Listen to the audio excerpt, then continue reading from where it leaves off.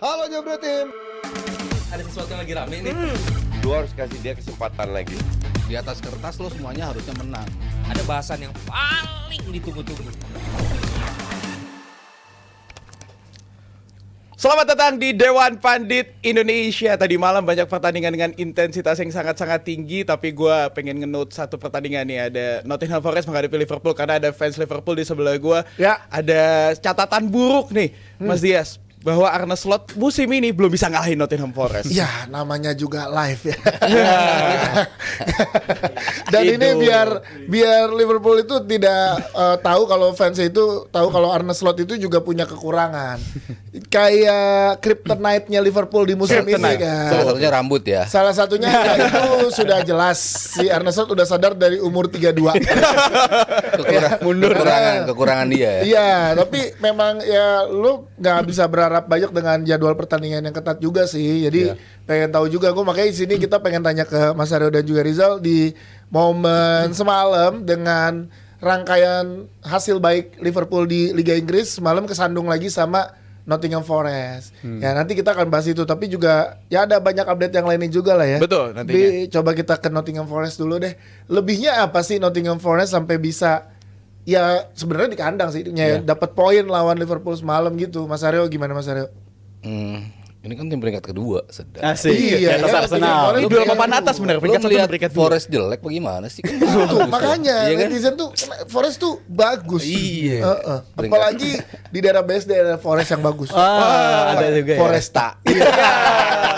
Paham nih. Gue tanya yang cepet soalnya. Urban Forest.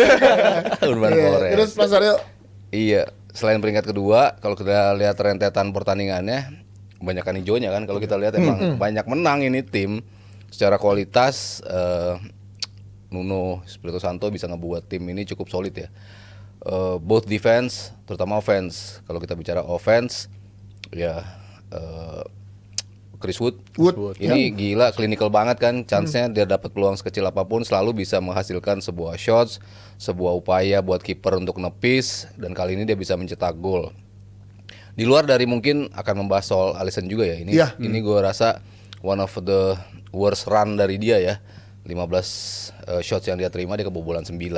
Itu kan suatu bukti bahwa tidak hanya mengkhawatirkan dari sisi lu nggak mencetak gol banyak kemarin, tapi dengan peluang yang tidak begitu banyak tapi lu bisa kebobolan. Ini juga menjadi masalah besar buat Liverpool. Dalam tadi si Fai bilang bahwa mereka belum pernah menang dan selalu kebobolan di tahun 2025 ini. Itu suatu hal yang kalau gue sih lebih ngelihat Liverpoolnya dari sisi defense. Kalau dari sisi offense, kita lihat catatan tadi sebetulnya mereka create banyak banget kan. Banyak banget peluang, iya. Banyak banget peluang dan kipernya nyebelin sih emang. Segala macam bentuk giliran tepisnya. lawan Liverpool bagus banget Len, sampai tip yang kecil apa bola di flag aja dapat bola di flag itu bola tendangan udah Gakpo kalau nggak salah ya. ujung banget sampai bisa ketepis berulang-ulang. Bola keras juga bisa, bola atas kalau dia nggak dapet, lini belakangnya Murilo sama siapa tadi satu Milankovic. lagi ya, Milankovic itu bisa ngebuang, akhirnya membuat Liverpool harus nge-create chance lagi dari awal, sehingga ya lo ketemu tim yang di musim ini memang dia tahu gimana caranya untuk bisa menahan Liverpool. Mereka nggak defensif banget mainnya dari sisi permainan. Lain ketika mereka bertandang ke Anfield, mereka mencuri golnya, tapi mereka defensif banget mainnya. Tapi kemarin nggak terlalu enggak defensif. kok, lumayan berani untuk terbuka juga. Berani Oke. kalau mereka naruh blok juga lebih di mid block gitu. Tapi ya emang lagi off day dari sisi eksekusi peluang si Liverpool lebih Nah, situ. ini yang gue mau highlight Jal dari kata-kata Mas Haryo tadi segi defense. Karena kita coba lupakan FA Cup hasilnya ya, tapi dari dua rangkaian Premier League dua-duanya seri. Dan kebobolan. Ya kan, dengan kebobolannya ya ada lebih dua gol ya lawan MU. Soft banget lah Ya kan, dan ini satunya 3 gol dalam 2 pertandingan. Lo ngelihat lini belakang Liverpool memang lagi transisi mengkhawatirkan itu atau emang sebenarnya gimana? Gue rasa emang lagi ada tren yang mengkhawatirkan ya. Ini Tren yang mengkhawatirkan atau tren? Ya, Dua-duanya, sekaligus.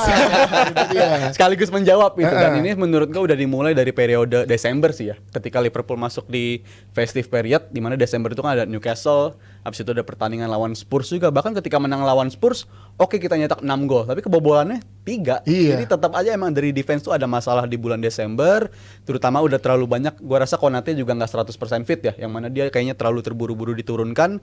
Ya karena nggak ada pilihan juga. Jogo Mesa cedera dan Kwansah tiap dikasih kesempatan dia nggak terlalu maksimal juga. Di FA Dan Cup aja Endo ya.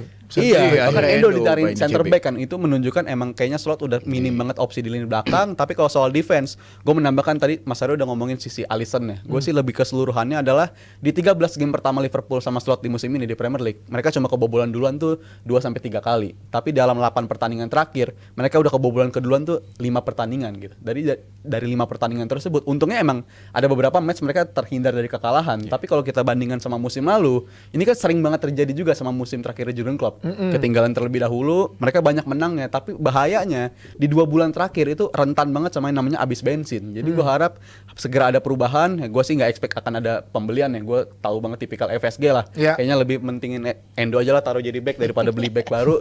Ini kayak udah tipikal dan gue rasa kalau sampai reformnya Liverpool nggak segera bounce back, apalagi lawan selanjutnya juga berat juga Brentford, menurut gue bakal terbuka banget sih persaingan trofi Premier League. Tapi kalau ngomongin Konate Zal, ini kemarin di gol satu-satu yang dicetak oleh Chris Wood, ini menurut gue posisi dari Konate agak sedikit terlalu maju karena ada Van Dijk sebenarnya di belakang. Apa karena memang faktor belum kesiap aja karena emang abis cedera, atau memang ini faktor miscommunication ada di lini pertahanan dari Liverpool? Gua rasa ada faktor error dari dia aja sih ya, karena sebelum kita menyoroti dia posisinya terlalu tinggi, itu kan juga berawal dari dia hilang bola kan. Yeah. Karena heading dia nggak terlalu maksimal, nggak nyampe ke orang yang dia tuju, dan akhirnya bisa dihukum sama Forest. Dan Forest pasti datang ke pertandingan dengan tujuan ya mereka tahu mereka nggak akan dominan sama Liverpool gitu. Jadi satu-satunya momen yang bakal mereka manfaatkan ya momen-momen transisi kayak begitu. Dan Van Dijk terlalu dalam juga kalau menurut gua, terlalu ke bawah, dan itu langsung dihukum. Dan Forest kan terkenal kayak gitu, satu peluang bisa jadi gol, dan itu terbukti mahal harganya buat Liverpool. Karena isu sebelumnya selain di back adalah kehilangan Szoboszlai di lini tengah. Betul. Ternyata kalau lo ngeliat Mas Aryo nggak terlalu berpengaruh ya dengan baliknya Szoboszlai semalam di lini tengah. Si Bang Ganteng itu ya.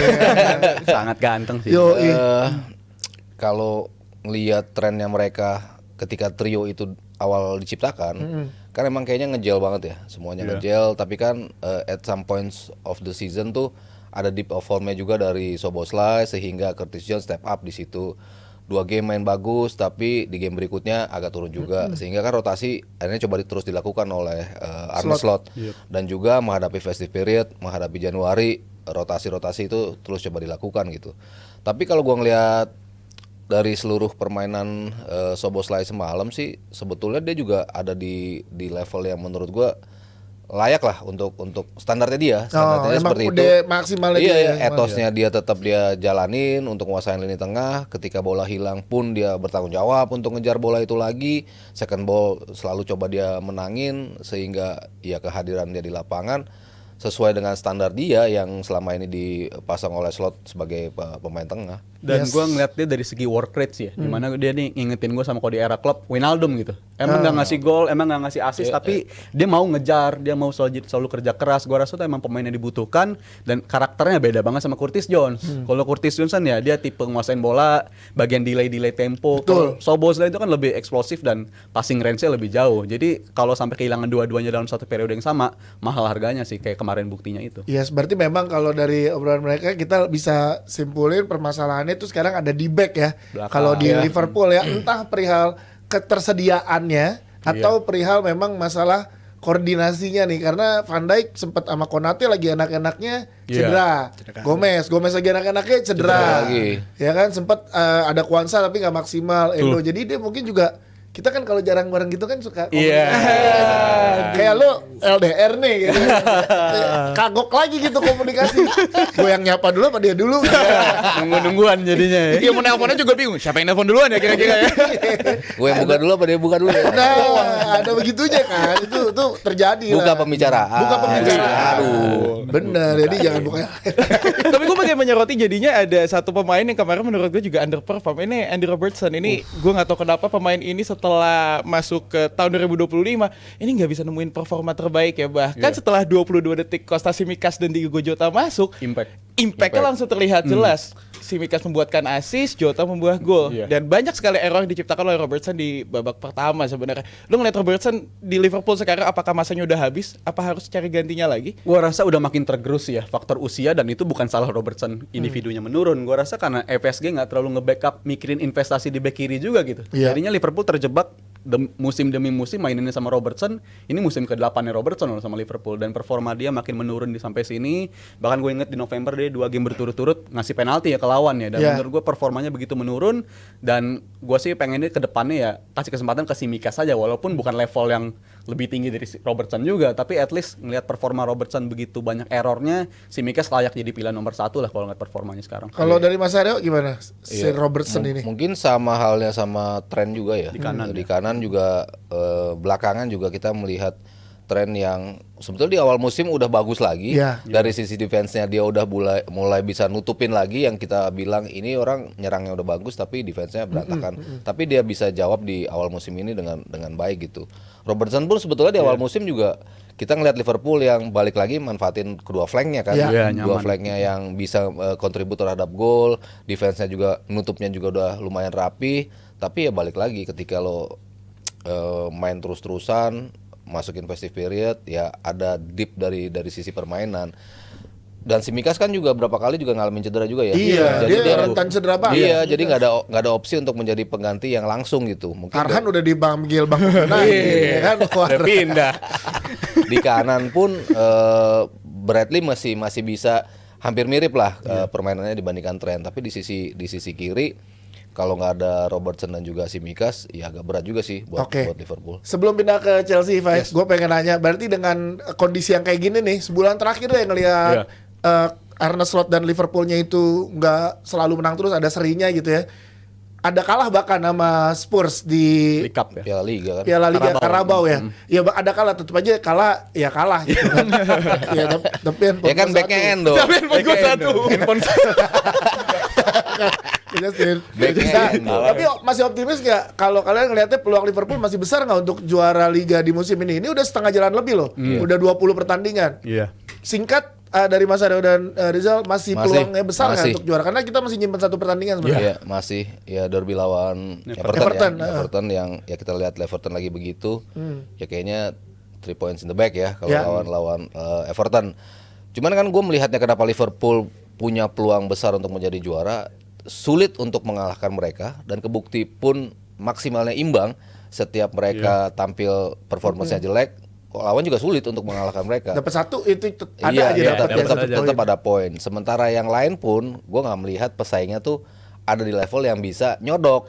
Kayak Chelsea semalam Bisa sering. terjegal juga lawan-lawannya kan. Yang gue paling khawatirkan kan memang Manchester City. Iya. Dan gue melihat Manchester City kayaknya nggak ada kemampuan untuk bisa bounce back seperti Di tahun-tahun biasanya berikut mereka yang bisa sebelumnya. ngejar di paruh kedua musim Iya. gitu. Ya Arsenal ya selalu being Arsenal, Chelsea juga selalu turun naik. Ketika gue yakin City nggak bisa melakukan itu, makanya kenapa gue sejak pertandingan melawan City gue bilang Liverpool bakal juara di musim ini. Nah, lu Jal, setuju nggak Jal? Gua masih- Jangan-jangan yang City, Chelsea, Arsenal nggak bisa, Forest. Nottingham Forest Bournemouth naik ke atas di kelima. Forest sih. Kalau gue sih masih yakin ya, dan Ah. kuncinya kalau sampai Liverpool sampai di international break bulan Maret masih ada di puncak dan jaraknya masih segini, gue yakin mereka bakal keluar jadi juara. Karena ini normalnya title race sebelum ada Guardiola itu sebenarnya kayak gini gitu. Bener lu ya, kalau Maret masih di kayak begini, Juara. gue beli tiket ke Liverpool soalnya. Pastiin bulan Mei buat saksiin buat jadi juara. Cari sponsor dulu. Dari sponsor dulu. Tapi sebenarnya harusnya udah bisa dipastiin sekarang sih, karena kalau ngelihat kemarin Liverpool kepleset, Chelsea juga ikutan Iya kepleset menghadapi Bournemouth.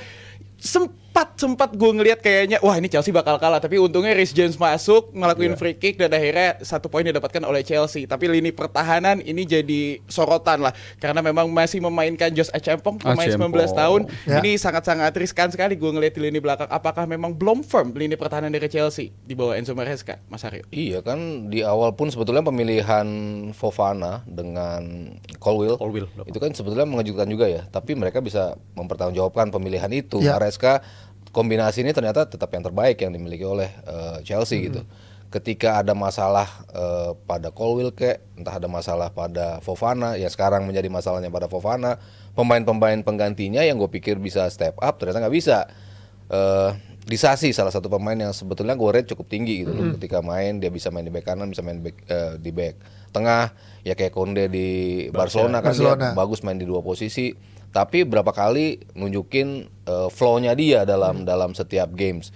Body besarnya oke dalam menyundul, tapi ketika harus positioning, ketika harus one on one lawan pemain lawan, sulit untuk bisa adaptasi. Lalu Badiashile dimainin juga, nggak bisa ada di posisi yang firm juga. Jadi ya pergantian itu yang membuat mereka akhirnya nggak bisa menemukan komposisi yang enak, terutama sejak dalam 5 pertandingan terakhir ya, di mana mereka nggak menang juga di Premier League dalam 5 pertandingan terakhir, walaupun sebelumnya menang mereka selalu terus. menang terus.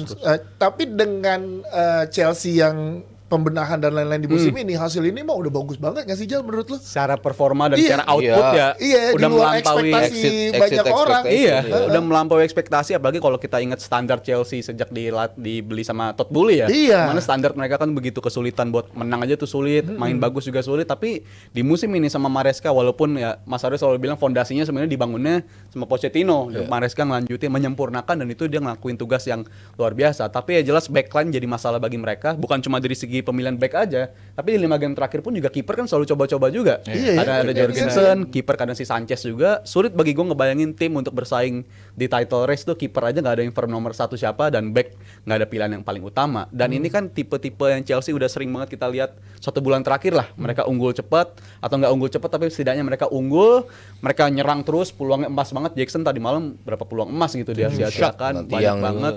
Di depan gawang persis ya dia sia-siakan, dan itu terjadi banyak banget di musim ini, khususnya 1 bulan terakhir. Mereka nggak dapat gol kedua dan lawan bisa back in the game, manfaatin momentum, dan itu buktinya Chelsea akhirnya tergerus. Yang tadinya jarak poinnya tipis banget sama Liverpool, sekarang udah makin tenggelam aja deh. Iya, tapi ini ya optimis di tempat besar nggak? Kalau 4 besar gue sih masih Dapat yakin ya lah. Chelsea ya, Mas Aryo ya. Dari segi Chelsea kualitas dapat ya. masih.